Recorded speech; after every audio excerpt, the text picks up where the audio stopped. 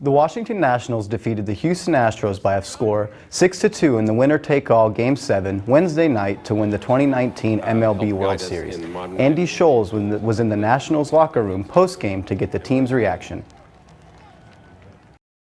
The champagne and beer flowing for the Washington Nationals for the first time as World Series champions.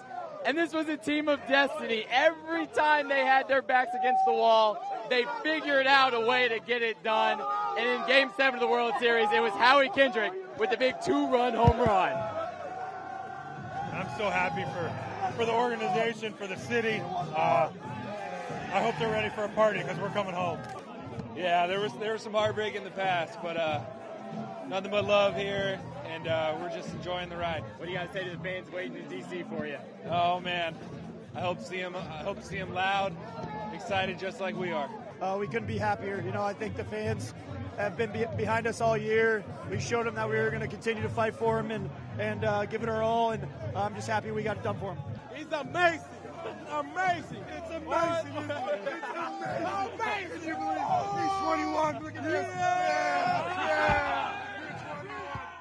The road team won all 7 games of this series. It's the first time that's ever happened in American professional sports, and it's only fitting that this never say die gritty national team was the one to accomplish it. In the party in the Nationals clubhouse in Houston, Andy Scholes, CNN. The World Series championship is the first in franchise history for the Nationals. Earlier this week, the NCAA's top governing board voted unanimously to allow students participating in athletics the opportunity to benefit from the use of their name, image, and likeness. The Board of Governors' action directs each of the NCAA's 3 divisions to immediately consider updates to relevant bylaws and policies for the 21st century. Well, our working group has been working for several months to present us with a set of recommendations to help guide us in modernizing the rules and regulations that we have at the NC2A, and we're excited about being able to do that. Of course, there will be restrictions to maintain enforceable and balanced competition. The 3 divisions have until the end of January 2021 to come up with their own rules. The decision comes a month after California voted to allow college athletes to profit from endorsements. It's homecoming week, and the Mean Green football team will play the University of Texas El Paso at Apogee Stadium this Saturday. The game kicks off at 2:30 p.m. as North Texas takes on the Miners. UNT enters the contest at 3-5 overall with a 2-2 conference record, while UTEP is 1-6 and 0-4 in conference. Both teams are coming off losses last week and are looking to get back on track. For the first time, the game will be broadcast nationally on NFL Network. The North Texas soccer team is traveling to Houston to play its final regular season match before they host the Conference USA Women's Soccer Championship. The Mean Green will face off against Rice Friday night at 7 p.m. with the top seed at the league tournament at stake. If the Mean Green defeat the Owls this Friday and Florida Atlantic ties or loses versus Florida International, UNT would take the first seed into the conference tournament. Former MVP and Texas Ranger player Josh Hamilton was arrested yesterday. Hamilton is accused of injury to a child, which is a 3rd-degree felony.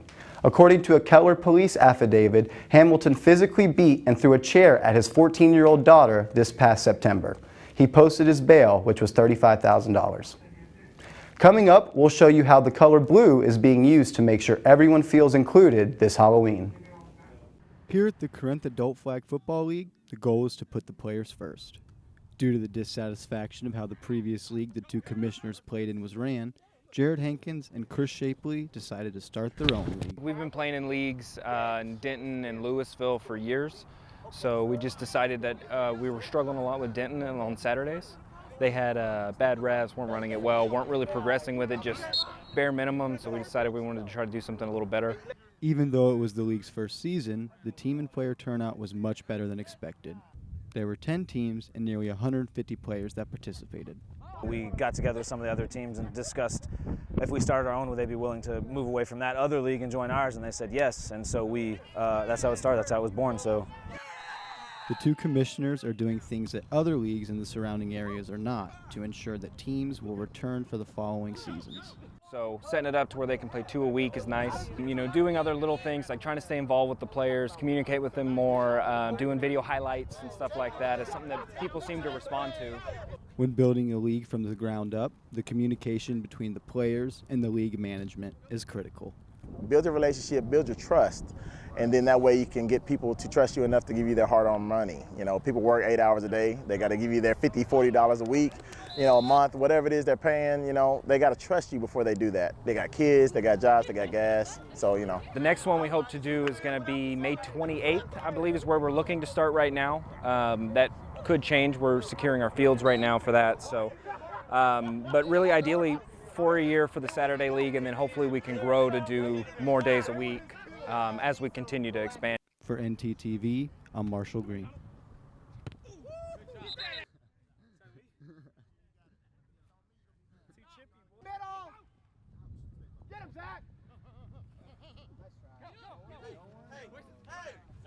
Tournament. Thanks for joining us. I'm Sierra Galvez. And I'm Marshall Green.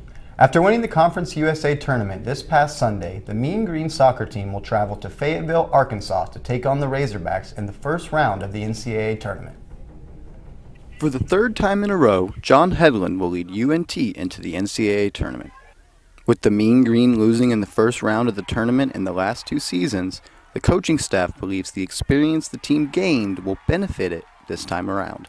I mean, last year we had to go to A&M. They're ranked top 10 in the country. So is Arkansas. They're ranked 6th right now, nationally ranked. So both very similar teams. Arkansas is a little bit more physical, a little bit more direct. Their style's a little bit different. But 2 outstanding teams we've had to play in the last 2 years. Assistant coach Flor Benatar knows the Mean Green will face a team in Arkansas with a very similar style of play. And that one team style of play will determine the outcome. You know, Arkansas is a tough opponent, so they are similar to us in many ways. So hopefully we'll take them out of their game knowing they have to deal with us similarly with long balls, direct, physical play. 11 players from last year's team returned to UNT for another season. And Coach Hedlund thinks despite coming up short in the 2018 NCAA tournament, the team took a lot away from the game. I think, you know, just the experience from last year, being on that big stage with a lot of our younger players, our goalkeeper, that was her first big stage playing at A&M in the NCAAs. So we're hoping that experience from last year will really help us in this year's game. The team is led by 3 seniors, and those girls know what they do in this year's postseason run will define their legacy as UNT women's soccer players forever. I think they want to make history. History tomorrow would be scoring a goal and winning the game. Scoring for sure. We haven't scored in postseason play and NCAA rounds. And then for sure winning.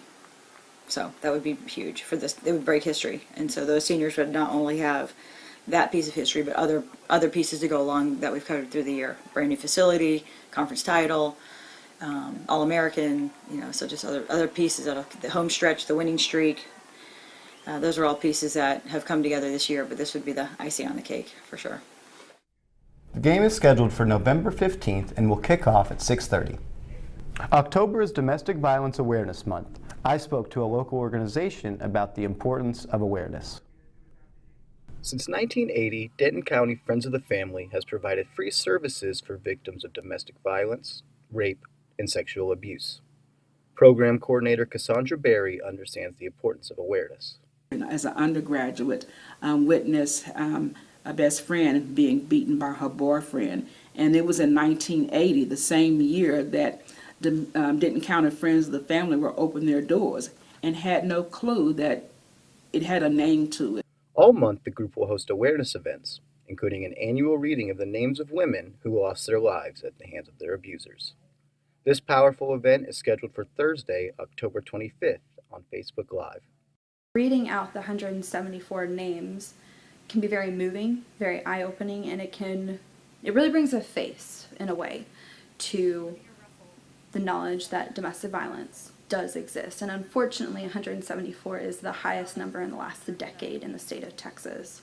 This issue is something that we deal with locally. And this particular silent witness represents a person within our county. She was in Carrollton specifically, and so her name will be called out. If anything, one thing is clear.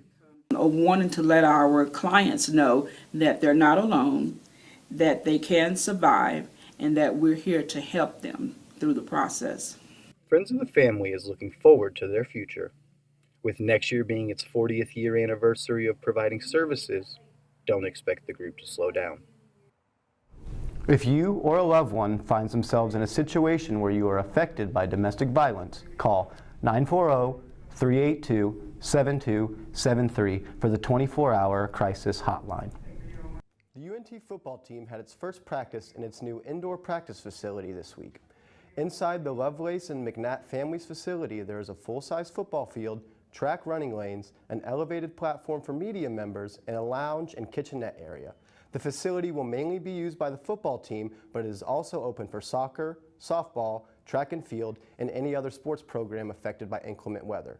The athletic department believes that the near $19 million facility will provide a controlled environment that will allow the football team to practice through the inconsistent North Texas weather. The UNT football team is sitting at 2-3 on the season with a 1-0 record in conference play. The Mean Green are currently on a bye and will resume play next Saturday with an in-conference matchup versus the 2-3 Southern Mississippi Golden Eagles. Kickoff is scheduled for 6 p.m. at Southern Miss. Conference USA recognized 2 UNT women's soccer players for their efforts last week. Kelsey Brand and Dominique James were named Conference Players of the Week, Brand for goalkeeping and James for defense. This is the second week in a row James received the league's Defensive Player of the Week title. The Mean Green will travel to San Antonio to take on the Roadrunners this Sunday for a 1 p.m. matchup. The UNT volleyball team will go on its first conference road trip this weekend. The team will face the University of Southern Mississippi this Friday at 6 p.m. From there, they will travel to Louisiana Tech and will play on Sunday at 1 p.m. The Mean Green look to improve upon their 1-1 record in conference. After the road trip, the Mean Green will host Southern Mississippi October 13th. The 2019 MLB playoffs are underway. Tuesday night, the Washington Nationals defeated the Milwaukee Brewers 4-3, and Wednesday night, the Tampa Bay Rays beat the Oakland A's 5-1. The divisional round starts Thursday with 8 teams battling for the World Series. After the break, find out how this touchdown by a New York boy touched the hearts of many.